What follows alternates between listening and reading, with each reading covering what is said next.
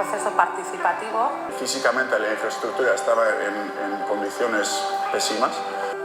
Al principio nos pasaba que toda la gente que venía nos preguntaba por plátanos, azúcar, chocolate. Vamos a ofrecer ese tipo de productos pues en una tienda normal, ¿no? Azkenean Azoka Plazako proiektua eta elikagunea bera proiektu publiko komunitarioa dira. Pixkat nondik sortu zen ulertzeko urte batzuk egin behar dugu atzera. 2016 urtean edo Azoka Plazako eraikina egoera oso kaskarrean zegoen eta udalaren iniziatibaz parte hartze prozesua jarri zen herrian Azoka Plazarekin zer egin behar zen ikusteko.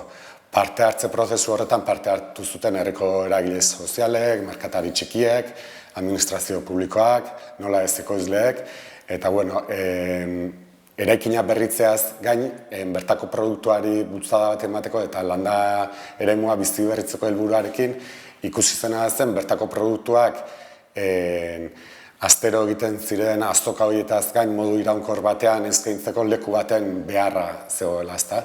Baserritarrak bertan egon gabe beraien produktuak saldu ahal izateko eta herritarrek produktuak eskuragarri izateko aste guztian zehar. Eta hortik dator elikagunearen ideia.